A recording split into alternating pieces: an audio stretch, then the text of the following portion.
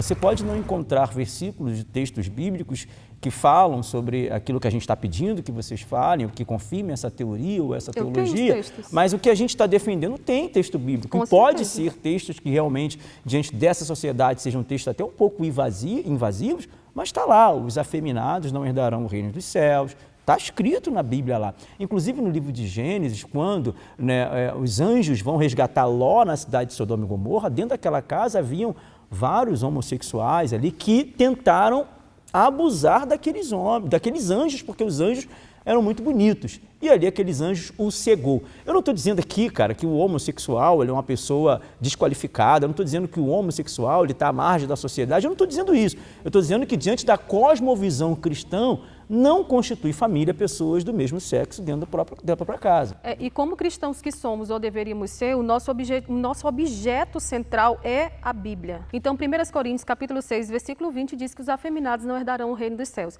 Levítico, capítulo 18, versículo 22, diz, com varão não te deitarás como se fosse mulher, porque isso é abominável aos olhos do Senhor. Estão os textos bíblicos aí. Sobre a lei mata, a letra mata, o que ele está dizendo? A lei mata, porque a lei era olho por olho e dente por dente, mas a graça de Cristo se mostrou salvador a toda a humanidade. Só que essa graça não deve ser motivo para que eu venha banalizar a vida e dizer, não, eu estou vivendo no tempo da graça. No tempo da graça, Deus matou Ananias e Safira por causa de uma mentira. Então, se eu como cristão fico relativizando o pecado e dizendo que a realidade de alguém, ou que o contexto que aconteceu lá em determinado tempo, ele está acima do que a Bíblia ensina, eu não estou sendo um bom cristão. Porque para ser cristão tem que defender os valores da palavra de Deus. Ela prega, né? É engraçado porque, segundo eles, então, o lesbianismo está liberado dentro da igreja evangélica, tá, gente? Porque o texto bíblico fala só de homem com homem, não fala de mulher com mulher. Você não fala, não põe palavras na minha boca. Não, mas ela disse, pelo amor de Deus, ela citou o texto bíblico. Peraí, não, senhor. Gente, eu vou zerar o tempo de novo, tá? Vai lá. Então, segundo eles, então, já que a gente vai fazer uma análise literal do texto bíblico, o lesbianismo está liberado dentro da igreja evangélica, já que só tem uma crítica em relação a sexo de homem com homem, não fala em relação a sexo de mulher com mulher. Então, na igreja agora evangélica está liberado o lesbianismo, menos a homossexualidade de homem com homem, tá bom, gente? Sobre a passagem do texto bíblico de Sodoma e Gomorra, não tem nada a ver com homossexualidade. A primeira vez que eu vejo o conservador falando que anjo tem sexo, inclusive. Porque se ele apaixonou pelo anjo lá e tal, então está bem ligado com Tomás de Aquino, assim, discutindo o sexo dos anjos e tal, enfim. Eu diria, então, o Thomas Homer, por exemplo, que é um dos maiores pesquisadores da Bíblia hebraica, do Antigo Testamento, ele tem um livro especificamente falando sobre esse tema, e ele vai falar que a relação ali é crítica a relações de violência com povos que não são daquela região, com povos... Ferindo a lei de hospitalidade. De hospitalidade. Então, a crítica ali é hospitalidade. O próprio Cristo, tá, gente, faz uso dessa passagem no Novo Testamento, falando que se alguém um dia rejeitar vocês na hora que vocês entrassem na casa deles e tal, vai ser pior com eles do que aconteceu em Sodoma e Gomorra, porque o problema é hospitalidade. Mas, de novo, o problema é ideológico. Não é bíblico. Eles não têm problema para eles a defesa do texto bíblico.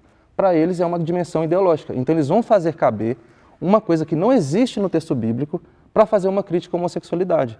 De novo, demonstrando que a sua dimensão ideológica que está oculta. Em todo momento, quando eles vão defender alguma dimensão ideológica, eles vão falar assim, é o texto bíblico. Não é o texto bíblico. É a ideologia que promove uma leitura específica do texto bíblico. Sodoma e Gomorra não fala a respeito de homossexualidade. É interessante também que, se a gente for buscar no fundamento da palavra, um próprio profeta chega e fala qual era o pecado de Sodoma e Gomorra. Sim. Injustiça e desassistência com os pobres da sua região, etc. e tal. Mas um elemento interessante da gente pensar aqui também, né, aproveitando para falar um pouco sobre isso, é que, para além dessa questão, eu acredito que, se a gente for olhar para o texto bíblico, a gente também tem que ver quais as lutas a gente vai travar dentro do literalismo bíblico. Porque se a gente for defender ferrenhamente o que está descrito na palavra a respeito de formação de família, é necessário que a gente defenda ferrenhamente o que se fala sobre acúmulos de riqueza e sobre ricos, no geral, assim. Então, a gente tem que estar disposto a ser radical na defesa do texto bíblico, por exemplo, de condenação dos ricos, como eu já tinha citado para vocês lá na carta de Tiago, que é explicitamente financeiro e econômico. Tanto é que a proposta de Apocalipse, de novos céus e novas terras, passa pelo quê? Pela divisão pela partilha e pela fartura. E pelo fim das dores, das lágrimas, etc. Então, o projeto de salvação messiânica também passa por esse lugar, de superação dessas desigualdades, que era o pecado de Sodoma e Gomorra. Bom, a literalidade da palavra, né, quando fala sobre os afeminados não herdarão os reinos dos céus, cara, está muito claro.